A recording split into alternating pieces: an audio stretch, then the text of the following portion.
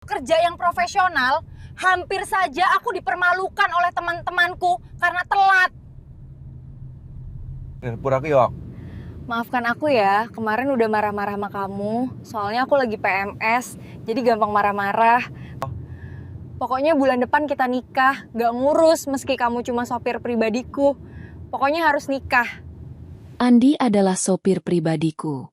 Ia selalu tepat waktu, sabar, dan tidak banyak bicara. Namun setiap kali ia melakukan kesalahan kecil, salah jalan, telat sedikit, aku langsung memarahinya. Aku merasa wajar karena aku majikannya. Tetapi aku terpikat dengan supir pribadiku sendiri setelah kejadian malam itu. Tapi sebelum lanjut, saya doakan yang sudah subscribe channel Kisah Populer. Semoga sehat selalu, panjang umur, rezekinya lancar, dan yang punya hutang segera lunas. Dan jangan lupa komen. Dari mana kalian nonton video ini? Yuk kita mulai ceritanya. Sejak awal bekerja di rumahku, Andi selalu terlihat tenang dan sederhana. Tubuhnya tinggi, kulitnya sawo matang, dan wajahnya selalu tampak bersih meski pakaiannya sederhana. Ia selalu datang pagi-pagi sekali, memastikan mobil sudah dipanaskan dan bersih sebelum aku berangkat. Ia jarang berbicara, kecuali jika aku mengajaknya bicara atau memberi perintah. Namun entah mengapa, sejak pertama kali bertemu, aku selalu merasa ada jarak. Bagiku, ia hanyalah seorang sopir pribadi, karyawan yang digaji untuk mengantarku kemanapun aku mau. Jadi setiap kali ia melakukan kesalahan kecil, aku selalu marah. Misalnya, ketika ia salah memilih jalur dan membuatku terlambat menghadiri rapat penting, aku langsung memarahinya di dalam mobil. Andi, kamu itu sopir. Tugasmu mengantarkan saya tepat waktu. Bagaimana bisa kamu salah jalan seperti ini? Suaraku meninggi. Andi hanya menunduk. Kedua tangannya tetap menggenggam setir dengan tenang. Maaf, Bu. Jalan ini biasanya lancar. Tadi saya tidak tahu ada perbaikan jalan. Jawaban itu justru membuatku semakin kesal. Kamu harus tahu. Itu tugasmu. Lain kali jangan sampai terulang. Hari-hari berikutnya tidak jauh berbeda. Kadang ia terlambat 5 menit karena macet. Dan aku langsung melontarkan kata-kata tajam. Kadang ia lupa membeli kopi favoritku sebelum berangkat. Dan aku langsung mencibirnya. Dalam pikiranku, wajar saja aku bersikap begitu. Bukankah aku yang membayar gajinya? Bukankah ia yang seharusnya menyesuaikan diri dengan jadwalku? Bahkan aku sering menceritakan kecerobohannya kepada teman-temanku sambil tertawa. Mereka ikut menertawakan, mengatakan bahwa memang sulit mencari sopir yang benar-benar profesional. Namun ada satu hal yang membuatku diam-diam heran. Andi tidak pernah membalas. Tidak sekalipun ia menunjukkan wajah kesal, apalagi membantah dengan kasar.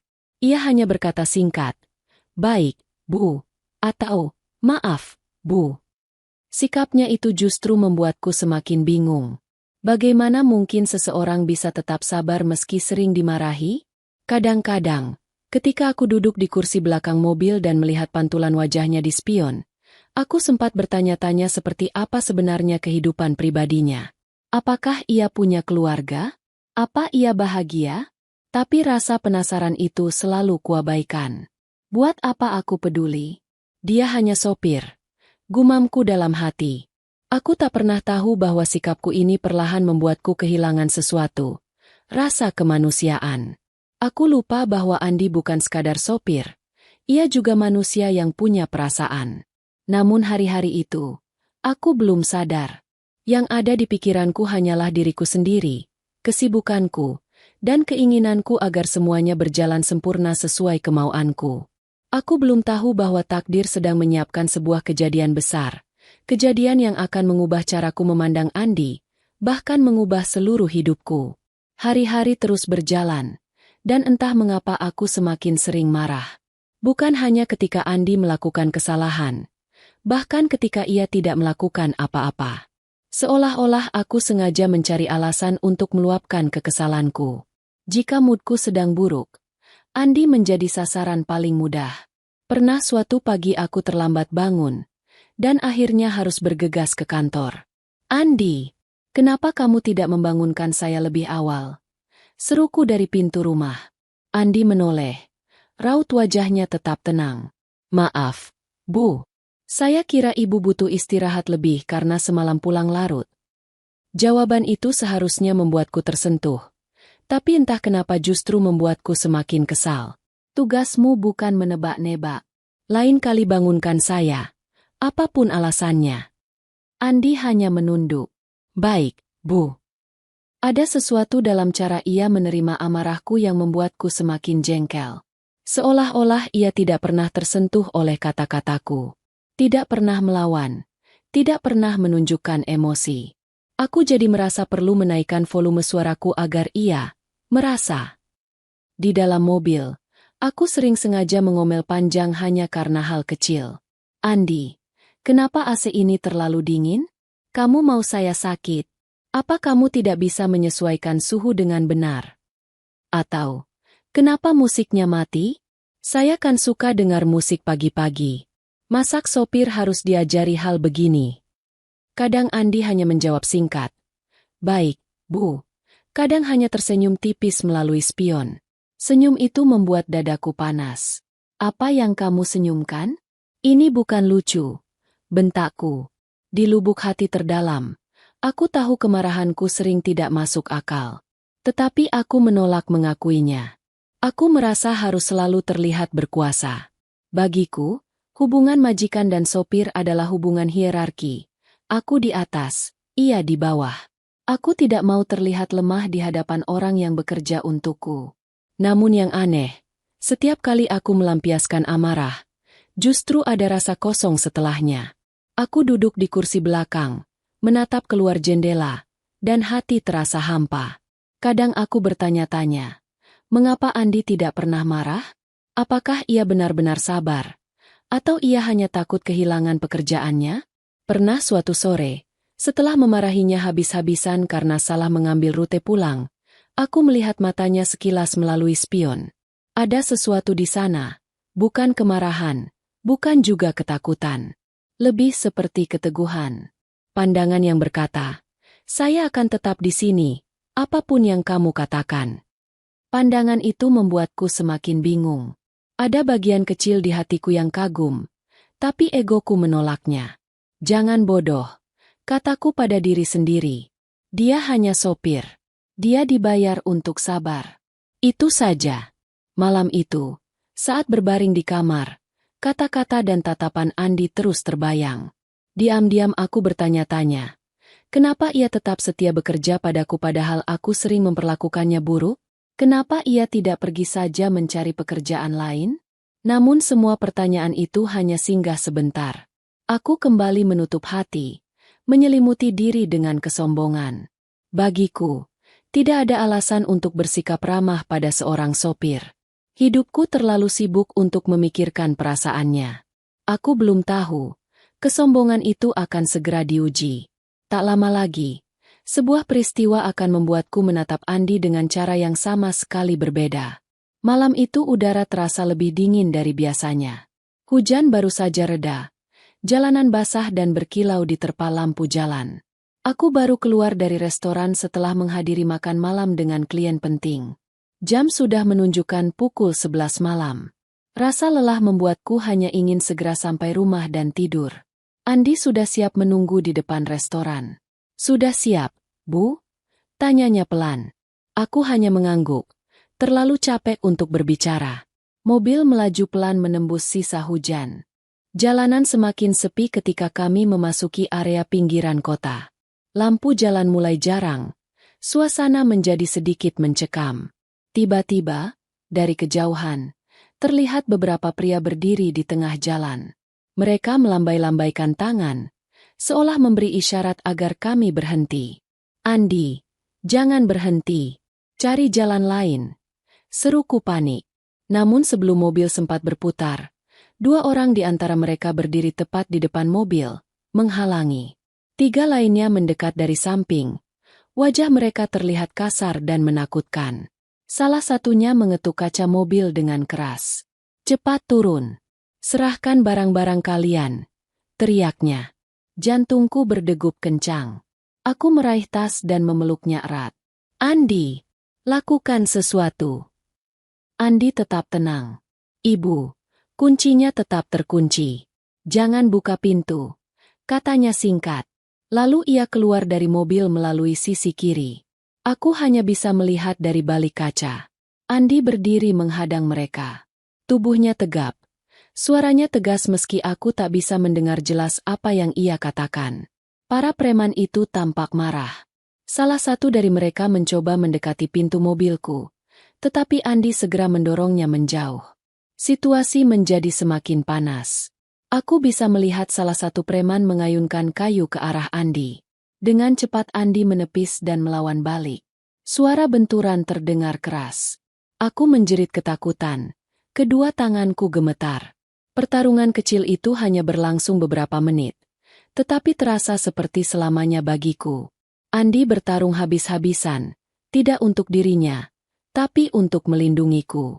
Akhirnya, para preman itu mundur. Mereka mengumpat, lalu lari terbirit-birit ke arah gang gelap. Andi kembali ke mobil. Napasnya terengah-engah. Di pelipisnya ada darah. Ibu, kita harus pergi sekarang, katanya sambil membuka pintu. Aku langsung memindah ke kursi kemudi. Kamu duduk di belakang, perintahku. Tanpa pikir panjang aku menginjak gas, melarikan mobil sejauh mungkin dari tempat itu. Sepanjang perjalanan, dadaku masih berdebar keras. Keringat dingin membasahi leherku. Aku menoleh ke belakang, melihat Andi memegang pelipisnya yang berdarah, tapi ia tetap tenang. Di dalam hati, untuk pertama kalinya, aku merasa takut kehilangan dia. Ada rasa hangat sekaligus sesak di dada. Malam itu menjadi titik awal kesadaranku. Pria yang selama ini sering aku hina, baru saja mempertaruhkan nyawanya demi aku. Malam itu akan selalu kuingat seumur hidupku. Saat Andi keluar dari mobil, aku melihat sisi dirinya yang tak pernah kulihat sebelumnya. Bukan lagi hanya seorang sopir pendiam, tapi seorang pria yang siap mempertaruhkan nyawa untuk melindungiku. Ia mendorongku masuk kembali ke dalam mobil dan berkata cepat, "Ibu, kunci pintunya. Jangan keluar." Suaranya tegas, tak memberi ruang untuk membantah. Tanganku gemetar saat menekan tombol pengunci. Jantungku berdetak begitu kencang hingga terasa di telinga. Dari balik kaca, aku melihat Andi berdiri tegak menghadapi 4 orang preman. Tubuhnya hanya dibalut kemeja sopir yang mulai basah oleh keringat. Namun sorot matanya tajam. Seorang preman mengayunkan kayu ke arahnya. Tapi Andi sigap menangkis. Ia memutar badan, menendang kaki penyerang itu hingga tersungkur. Pertarungan itu berlangsung cepat, hampir seperti adegan film. Aku menahan napas. Setiap detik terasa lama. Satu orang lagi mencoba memecahkan kaca mobil dengan batu. Namun Andi segera menarik rah bajunya dan mendorongnya menjauh. 2 preman lainnya akhirnya ragu-ragu, saling pandang, lalu memutuskan mundur. "Pergi!" teriak Andi lantang. Suaranya menggema di jalan sepi itu. Preman-preman itu akhirnya kabur, meninggalkan kayu dan batu di tengah jalan. Andi berdiri terengah-engah, pelipisnya mengucurkan darah. Aku buru-buru membuka pintu dan berlari keluar. "Andi, kamu berdarah!" seruku panik. Ia hanya tersenyum tipis. "Yang penting ibu selamat." Aku meraih lengannya, mendorongnya masuk ke kursi belakang mobil. "Duduk." Saya yang menyetir. Aku sendiri terkejut dengan tindakanku. Biasanya aku selalu duduk manis di kursi belakang, membiarkan Andi mengemudi. Tapi kali ini aku merasa harus segera membawanya ke tempat aman. Tanganku masih gemetar saat memegang setir. Namun aku memacu mobil secepat mungkin menuju rumah sakit terdekat. Sepanjang perjalanan, aku melirik ke kaca spion. Andi duduk diam, menekan pelipisnya dengan tisu yang sudah penuh darah. Meski wajahnya pucat, ia tetap tenang. "Ibu, jangan terlalu ngebut. Yang penting kita sampai," katanya lirih. Aku menahan tangis. "Kamu bisa diam saja. Kamu sudah terluka demi saya. Kalau kamu tidak ada tadi, saya tidak tahu apa yang akan terjadi." Malam itu menjadi momen pertama aku melihat Andi bukan sebagai sopir, tapi sebagai pahlawan. Ada sesuatu yang berubah di hatiku. Rasa marah dan gengsi yang biasa ku pertahankan seolah runtuh begitu saja. Sesampainya di rumah sakit, aku turun lebih dulu, berlari meminta bantuan perawat. Mereka segera membawa tandu, tapi Andi menolak. Saya masih bisa jalan, katanya. Meski terhuyung, ia berjalan masuk dengan langkah tegap. Aku mendampinginya sampai ruang UGD. Ketika perawat membersihkan lukanya, aku duduk di kursi tunggu, menunduk, dan baru sadar air mataku menetes. Malam itu, aku merasa kecil. Seseorang yang sering kuanggap remeh justru menjadi orang yang menyelamatkan nyawaku. Saat Andi keluar dari ruang perawatan, lukanya sudah dibalut perban. Ia tersenyum kecil. Maaf kalau saya membuat ibu takut, katanya sopan. Aku berdiri, menatapnya lama. Bukan kamu yang harus minta maaf. Saya yang selama ini salah. Suaraku bergetar. Andi menunduk. Mungkin tak menyangka aku akan berkata begitu. Tidak apa, Bu. Yang penting sekarang ibu baik-baik saja. Malam itu, untuk pertama kalinya, aku melihat Andi sebagai pria yang berbeda. Ada rasa hormat dan kekaguman yang tumbuh pelan-pelan di hatiku. Dan tanpa kusadari, benih perasaan lain mulai tumbuh di dalam diriku. Sepanjang perjalanan menuju rumah sakit, perasaan panik bercampur bersalah membuncah dalam dadaku. Tangan kiriku memegang setir erat. Sementara sesekali aku menoleh ke kaca spion untuk memastikan Andi masih sadar. Ia duduk bersandar di kursi belakang, menekan pelipisnya dengan tisu yang sudah merah penuh darah. Andi, tahan sebentar lagi ya, kita hampir sampai. Suaraku bergetar, hampir menangis. Andi hanya mengangguk pelan. Saya baik-baik saja, Bu, katanya dengan suara serak. Kata-kata itu membuatku semakin merasa bersalah. Bukankah selama ini aku selalu memarahinya untuk hal-hal sepele? Dan kini, pria yang sering kupandang rendah itu rela berdarah-darah demi keselamatanku. Begitu sampai di rumah sakit, aku buru-buru menghentikan mobil, berlari keluar, dan memanggil perawat. Mereka segera membawa Andi masuk ke ruang UGD. Aku mengikuti dari belakang, tapi dilarang masuk. Ibu tunggu di luar ya, kata perawat itu. Aku duduk di kursi tunggu dengan tubuh gemetar. Dadaku sesak. Pandangan mataku kosong menatap lantai, sementara dalam kepalaku berputar kenangan saat aku memarahinya. Teriakan, cibiran, kata-kata yang mungkin melukai harga dirinya. Bagaimana kalau malam ini ia benar-benar celaka? Bagaimana kalau aku kehilangannya? Air mata yang sejak tadi kutahan akhirnya jatuh juga. Baru kali ini aku menyadari, ternyata aku takut kehilangan Andi. Bukan hanya karena ia sopirku, tapi karena aku merasa aman setiap kali ia ada. Tak lama kemudian, pintu ruang UGD terbuka. Seorang perawat keluar. Lukanya sudah dibersihkan dan dijahit. Tidak terlalu parah, hanya sobekan kecil di pelipis. Katanya menenangkan. Aku menghela napas panjang. Boleh saya temui dia? Tanyaku. Silakan, jawab perawat. Aku masuk perlahan. Andi duduk di tepi ranjang. Wajahnya pucat tapi tetap tenang. Ada perban putih membalut pelipisnya. Saat melihatku, ia tersenyum kecil. Maaf sudah merepotkan ibu, katanya lirih. Hatiku semakin perih mendengar itu. Andi, jangan minta maaf. Kamu yang sudah menyelamatkan saya. Seharusnya saya yang berterima kasih. Dan minta maaf karena sering memarahi kamu. Andi terdiam, seolah tak menyangka aku akan berkata begitu. Saya mengerti, Bu. Saya tahu pekerjaan saya menuntut kesabaran. Yang penting ibu selamat. Aku menarik kursi dan duduk di sampingnya. Kamu tidak marah? Selama ini saya sering bersikap kasar. Andi menggeleng pelan. Tidak, Bu. Saya hanya berusaha melakukan yang terbaik. Saya senang bisa bekerja untuk ibu. Kata-kata itu membuat dadaku terasa hangat sekaligus sakit. Untuk pertama kalinya, aku menatap Andi lama-lama tanpa rasa marah atau benci. Justru ada rasa hormat, rasa kagum, bahkan sesuatu yang belum pernah kurasakan sebelumnya. Sebuah rasa yang membuat jantungku berdebar pelan. Malam itu, setelah dokter memastikan Andi boleh pulang, Aku mengantarnya kembali. Mobil terasa sangat hening, tetapi bukan lagi hening yang membuatku jengkel. Ada ketenangan di dalamnya. Sesekali aku melirik ke arahnya yang duduk di kursi depan. Andi, kataku pelan, memecah keheningan. Mulai besok, saya akan berusaha lebih baik. Ia menoleh sebentar, menatapku dengan senyum hangat. Terima kasih, Bu. Perjalanan pulang malam itu terasa berbeda.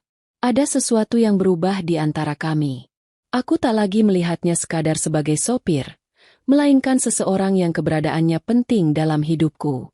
Sejak malam itu, ada sesuatu yang berubah di dalam diriku. Setiap kali melihat Andi duduk di kursi kemudi, aku tidak lagi melihatnya hanya sebagai sopir, tetapi sebagai seseorang yang telah mempertaruhkan nyawanya untukku. Perasaan itu membuatku tak lagi mudah marah.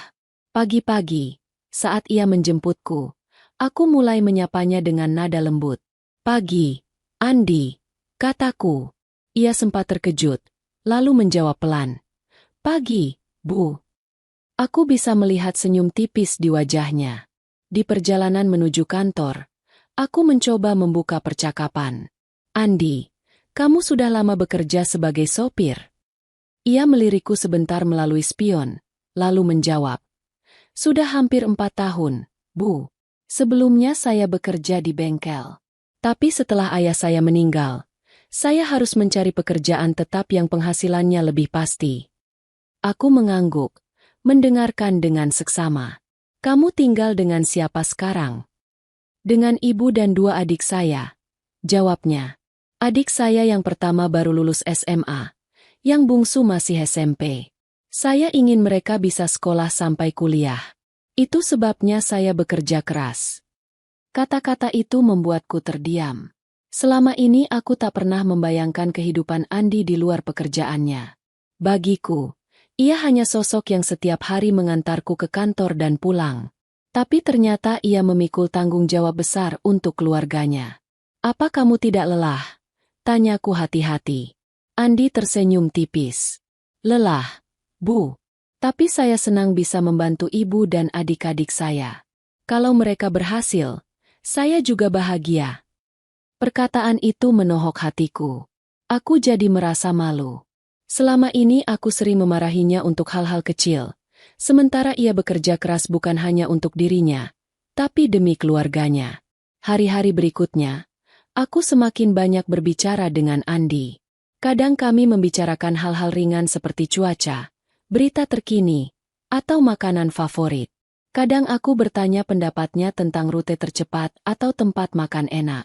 Yang paling mengejutkanku, ternyata Andi cukup cerdas dan punya banyak wawasan.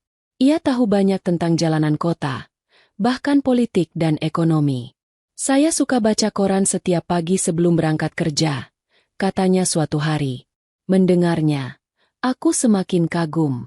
Diam-diam aku mulai menantikan percakapan-percakapan kecil itu.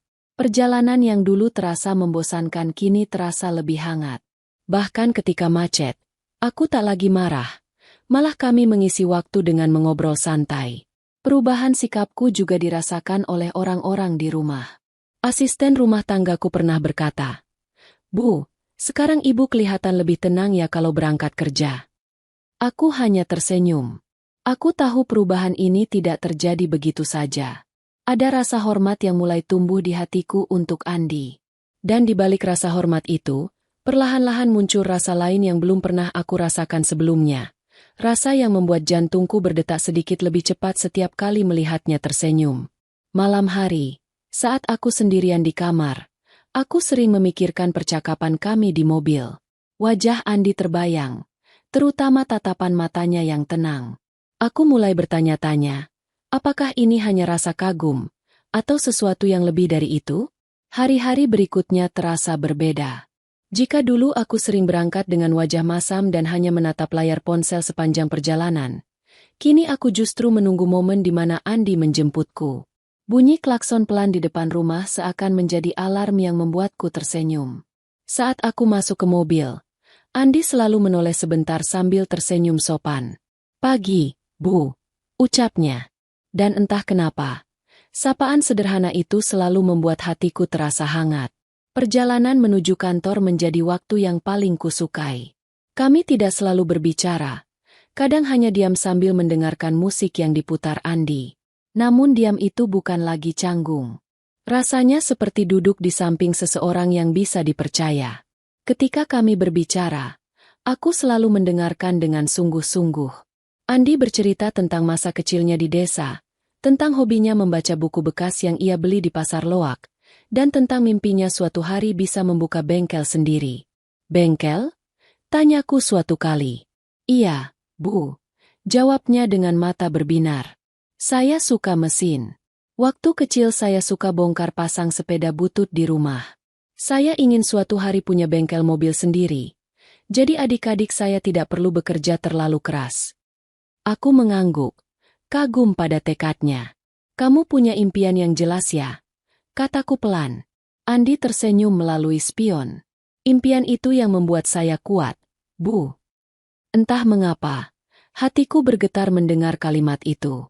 Impian yang membuatnya kuat. Kata-kata itu melekat di kepalaku sepanjang hari. Setiap kali Andi menatapku melalui spion, jantungku berdegup lebih cepat.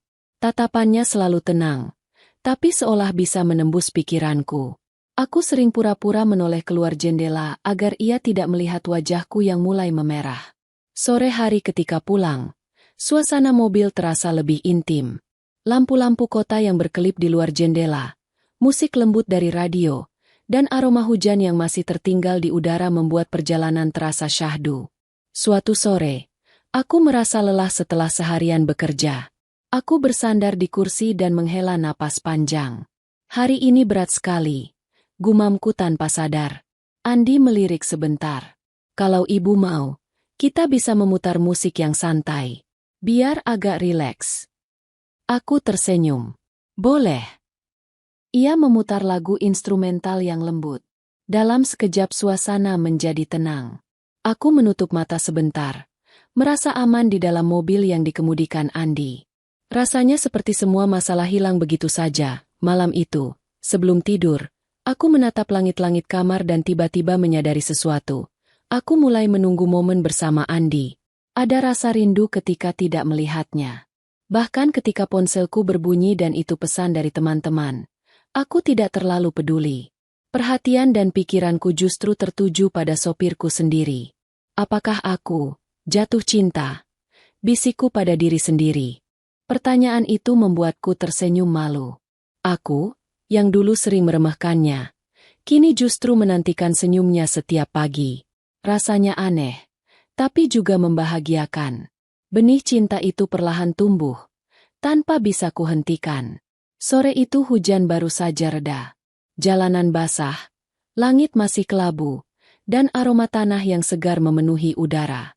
Aku duduk di kursi belakang mobil, memandangi rintik sisa hujan di jendela. Hati ini gelisah sejak pagi. Aku sudah memikirkan hal yang sama seharian, tentang perasaanku pada Andi. Perjalanan pulang terasa sunyi. Hanya suara wiper yang bergerak perlahan menghapus sisa air di kaca depan.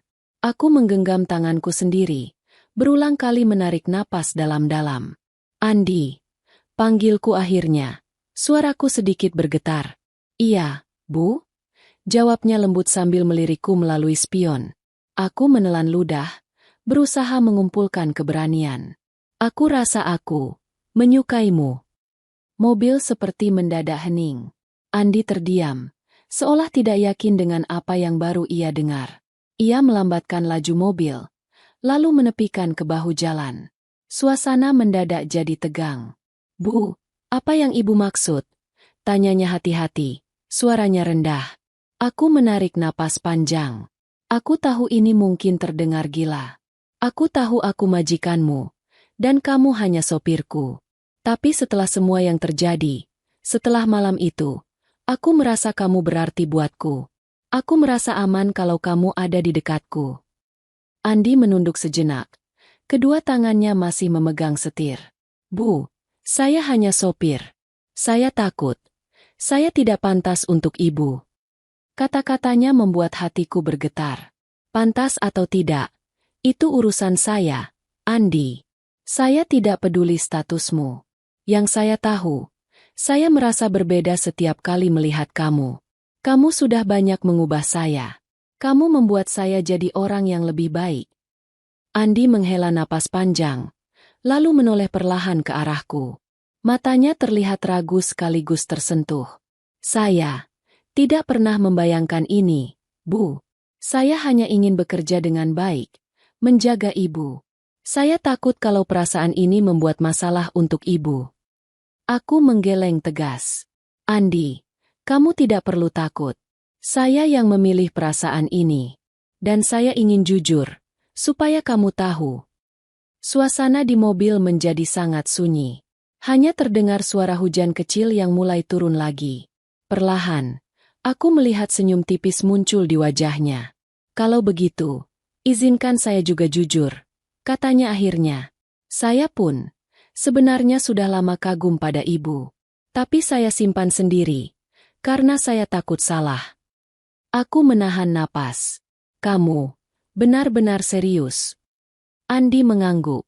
Serius, Bu. Tapi saya tidak mau Ibu menyesal. Aku tersenyum kecil, merasa lega sekaligus haru. Saya tidak akan menyesal, Andi. Ia kembali menatap jalan dan menghidupkan mobil. Kali ini perjalanan terasa berbeda. Ada kehangatan yang memenuhi udara, meski kami tidak banyak bicara. Hati ini terasa ringan. Sesampainya di depan rumah, sebelum aku turun, Andi berkata pelan. Terima kasih sudah jujur pada saya, Bu. Saya janji. Saya akan menjaga perasaan ini baik-baik. Aku mengangguk, menatapnya lama sebelum melangkah keluar. Malam itu, aku berbaring di kamar dengan senyum yang tak bisa hilang. Rasanya seperti sebuah beban terangkat dari dadaku. Perasaan yang selama ini kupendam akhirnya tersampaikan. Dan aku tahu hidupku tidak akan pernah sama lagi. Malam itu, aku memberanikan diri duduk bersama keluargaku di ruang makan. Ayah, ibu, dan kakakku sedang menikmati makan malam ketika aku menarik kursi dan duduk dengan wajah serius. Ada yang ingin aku sampaikan, kataku perlahan. Ayah menoleh. Apa itu? Kamu kelihatan tegang. Aku menarik napas panjang. Aku ingin kalian tahu kalau aku serius dengan perasaanku pada Andi. Ruangan mendadak hening. Hanya terdengar dentingan sendok kakakku yang terhenti di udara. Andi? Tanya ibu pelan. Maksudmu, sopirmu itu? Aku mengangguk mantap. Ya, Andi. Dia bukan hanya sopirku. Dia orang yang sudah menyelamatkan nyawaku. Dan aku ingin menjalin hubungan serius dengannya. Suara kursi diseret terdengar keras. Ayah berdiri dengan wajah memerah. Kamu sudah gila? Kamu mau mempermalukan keluarga ini dengan menikahi seorang sopir? Jantungku berdegup kencang. Tapi aku tetap duduk tegak. Ayah, ini bukan soal status. Andi pria yang baik, jujur, dan tulus. Dia sudah membuktikan itu. Ayah menatapku tajam. Kebaikan tidak cukup. Kamu berasal dari keluarga terpandang. Orang-orang akan menertawakan kita. Kamu pantas mendapatkan pria dari kalanganmu, bukan dia.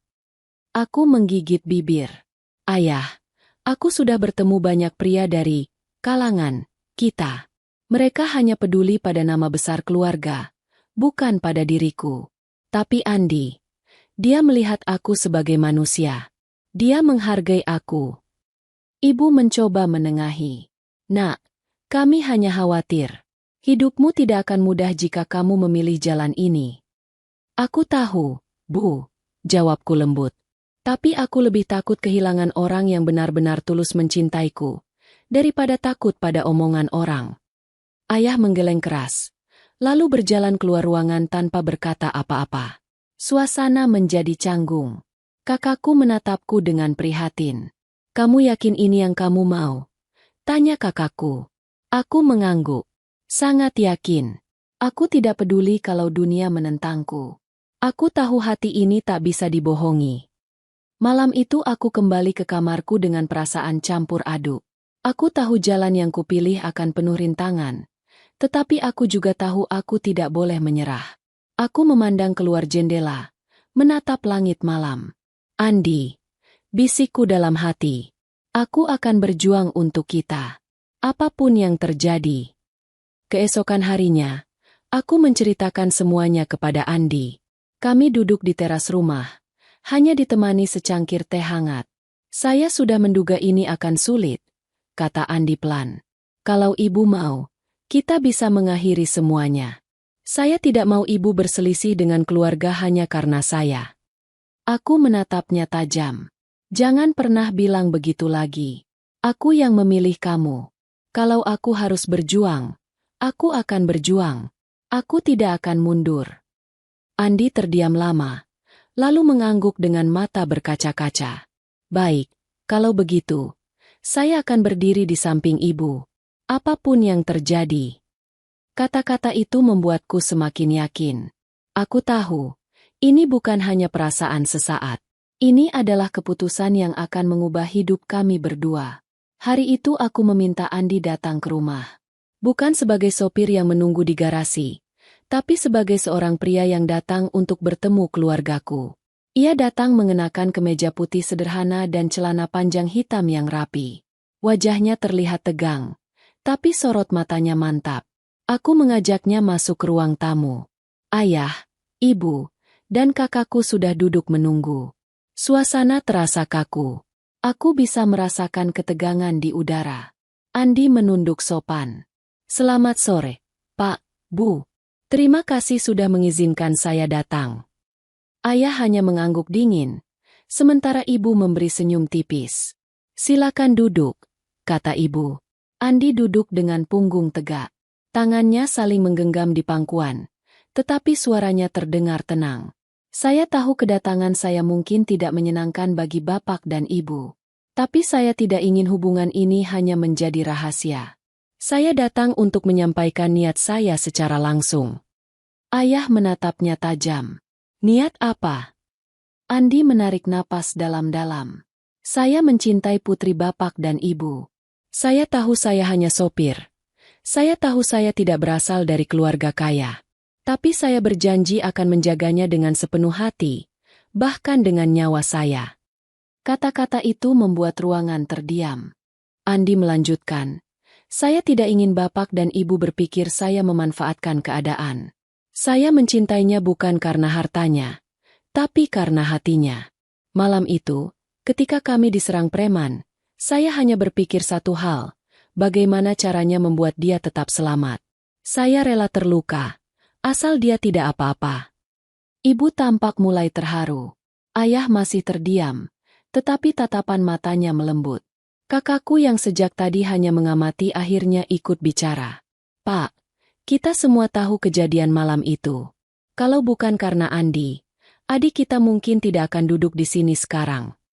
Ayah mendesah pelan, lalu bersandar di kursi. Aku hanya khawatir dia tidak bisa memberi kamu kehidupan yang layak. Katanya akhirnya. Aku segera memotong. Ayah, kehidupan yang layak bukan hanya soal uang. Aku sudah melihat betapa Andi menjaga aku. Bahkan ketika aku sering menyakitinya dengan kata-kata. Dia tetap sabar. Itu yang membuatku yakin dia adalah orang yang tepat. Andi menunduk hormat. Saya mungkin tidak kaya, Pak, tapi saya punya tekad. Saya bekerja keras untuk keluarga saya. Dan saya akan bekerja lebih keras lagi untuk membahagiakan dia. Keheningan kembali menyelimuti ruangan. Lalu perlahan, ayah menghela napas panjang. Kamu pria yang berani. Andi, tidak banyak orang sepertimu yang mau datang dan berbicara seperti ini. Ibu menyentuh tangan ayah, seolah meminta agar ia memberi kesempatan. Ayah mengangguk kecil. Baiklah, aku tidak akan menghalangi kalian. Tapi buktikan bahwa kamu benar-benar bisa membuatnya bahagia. Andi menatap ayah dengan mata berkaca-kaca. Terima kasih, Pak. Saya akan buktikan dengan perbuatan, bukan hanya kata-kata. Aku yang sejak tadi menahan napas akhirnya tersenyum lega. Rasanya seperti beban besar terangkat dari dadaku. Malam itu, ketika Andi pamit, ia menoleh kepadaku dan tersenyum. Satu langkah sudah kita lewati. Katanya pelan. Aku mengangguk. Dan aku akan menemanimu untuk langkah-langkah berikutnya. Hari yang kutunggu-tunggu akhirnya datang. Setelah pertemuan sebelumnya, suasana rumah terasa berbeda. Ayah tidak lagi menghindariku, meskipun masih jarang bicara. Ibu lebih sering menatapku dengan senyum lembut, seolah ingin mengatakan bahwa ia perlahan menerima pilihanku. Siang itu, ayah memanggilku ke ruang kerja. Jantungku berdebar ketika melangkah masuk. Ayah duduk di balik meja kayu besar. Tangannya terlipat di atas meja. "Duduk," katanya singkat. Aku duduk dengan tegang, menunggu kata-katanya. "Aku sudah memikirkan semuanya," kata ayah akhirnya. "Aku melihat kesungguhanmu. Dan aku juga melihat kesungguhan Andi. Dia berani datang ke rumah ini, berbicara dengan jujur. Tidak semua pria punya keberanian seperti itu."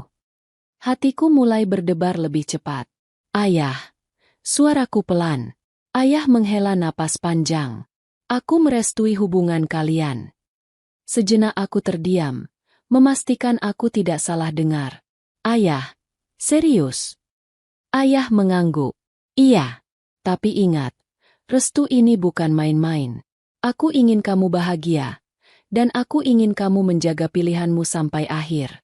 Kalau suatu hari kamu menghadapi masalah, jangan lari. Hadapi bersama." Air mataku langsung mengalir. Aku berdiri dan memeluk ayah erat-erat. "Terima kasih, Yah. Terima kasih sudah percaya." Ibu masuk ke ruangan dan ikut memelukku. "Nak, kami hanya ingin kamu bahagia. Kalau Andi membuatmu bahagia, maka kami akan mendukungmu." Hari itu menjadi salah satu hari paling emosional dalam hidupku. Malamnya aku menelepon Andi, memintanya datang ke rumah. Ketika ia tiba, aku mengajaknya masuk ke ruang tamu, tempat ayah dan ibu sudah menunggu. Andi terlihat tegang, tetapi aku menggenggam tangannya erat-erat untuk memberinya kekuatan. Ayah berdiri dan menatap Andi. "Andi, mulai hari ini, kamu bukan hanya sopir di rumah ini. Kamu adalah bagian dari keluarga kami." Andi menunduk. Matanya berkaca-kaca. "Terima kasih, Pak. Saya tidak akan menyia-nyiakan kepercayaan ini." Ibu tersenyum sambil berkata, "Kami menitipkan putri kami padamu.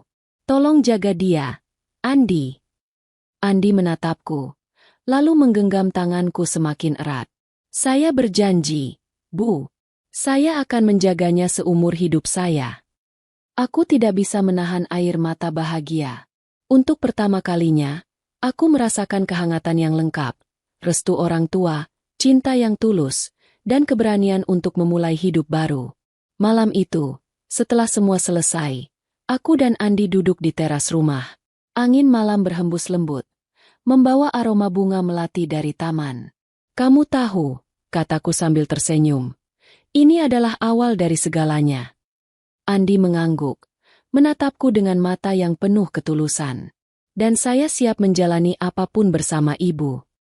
Aku bersandar di bahunya, membiarkan momen itu menetap di hatiku.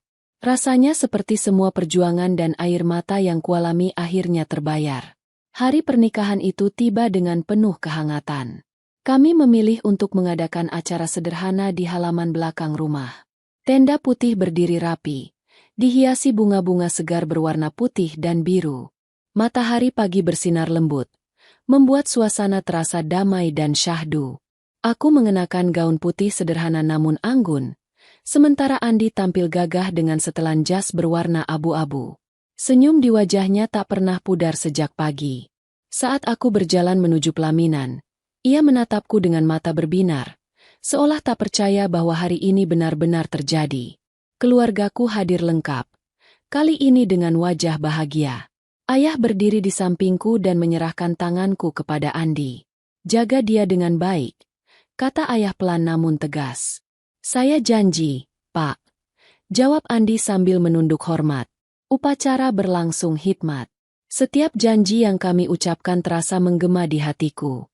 Aku hampir menitikkan air mata ketika Andi berkata dengan suara bergetar, "Aku akan menjagamu, mendampingimu, di saat suka maupun duka." Tepuk tangan meriah terdengar ketika kami sah sebagai suami istri. Para tamu, termasuk para tetangga dan teman-temanku, ikut bersorak. Beberapa bahkan terlihat terharu karena tahu perjalanan panjang yang telah kami lalui untuk sampai di titik ini. Setelah acara, kami duduk berdampingan di pelaminan.